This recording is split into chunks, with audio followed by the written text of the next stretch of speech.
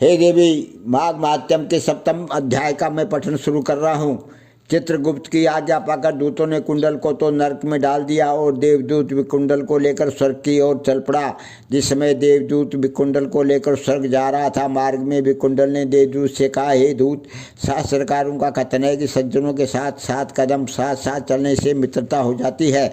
इस नियम से आप मेरे मित्र हो, अतः आप मेरी इस शंका समाधान करो कि हम दोनों भाई एक ही कुल में उत्पन्न हुए, एक ही माता पिता की संतानें हैं और जीवन भर हम दोनों ने कर्म भी एक जैसे किए थे।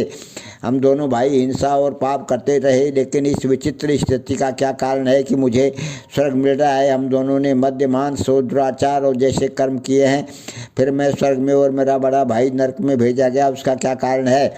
विकुंडल के इस प्रश्न को सुनकर विष्णुदूत ने कहा, तुम्हारा ये कथन सत्य और तर्कसंगत है और साथ ही ये जिज्ञासा भी उचित है। इसमें एक आश्चर्यजनक रहस्य है जो मैं तुम्हें बताता हूँ।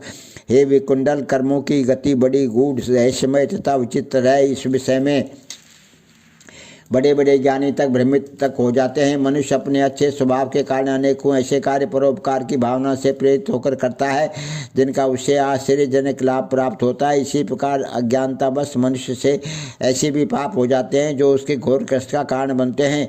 देवदूत ने विकुंडल की शंका को समाधान करते हुए आगे कहा, ये तो स्पष्ट और सत्य है कि तुम दोनों भाई जीवन भर पाप कर्मों में लिप्त रहे, कभी भी कोई पुण्य कार्य नहीं किया, किंतु अपने जीवन के अंतिम वर्षों में तुम अपने भाई का साथ छोड़कर यमुना के दक्षिणी तट पर महर्षि सुमित्र के आश्रम में रहने लगे थे।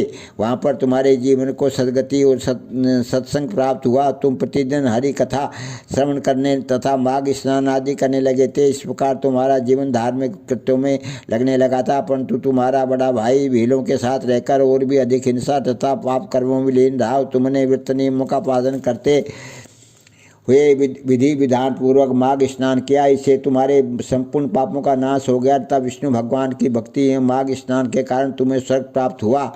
तुमने न तो कोई बड़ा दान दिया, न यज्ञ किया और न ही तप किया, फिर भी तुम्हें स्वर्ग प्राप्त हुआ। इसका तुम्हें बड़ा आश्चर्य है, लेकिन सत्य यह है कि तुमने हिंसा तथा पाप इत्यादि अशुभ कर्मों का परित्याग करके अपने पूर्व कर्मों का पश्चाताप करते हुए आश्रम में रहकर अपना जीवन विष्णु भगवान की भक्ति तथा माघ स्नान में लगाया। इससे ही तुम्हें स्वर्ग की प्राप्ति हुई है। हे वेश्वर, भविष्य में जो भी पापी मनुष्य अपने सारे पाप कर्मों का परित्याग करके सत्कर्म करता हुआ ईश्वर भक्ति में मन लगाएगा और माघ स्नान आदि पुण्य कर्म करता हुआ सात्विक जीवन व्यतीत करेगा, वह समस्त सांसारिक दुखों से मुक्त होकर समस्त सुखों को भोगता हुआ अंत में स्वर्ग को प्राप्त करेगा। हे विकुंडल, यद्यपि तुमने जीवन भर पाप किए हैं, किंतु अपनी आयु के अंतिम 2 वर्ष धार्मिक कर्मों में लगाए, भगवान की पूजा उपासना की है तथा माघ स्नान किया है, अतः तुम्हें स्वर्ग प्राप्त हुआ है। पहली बार माघ स्नान करने से तुम्हारे सभी पाप क्षय हो गए। दूसरी बार के माघ स्नान के पुण्य प्रताप से तुम्हें स्वर्ग मिल रहा है। ये कहकर देवदूत मौन हो गया। बोलो षष्ठम अध्याय की जय।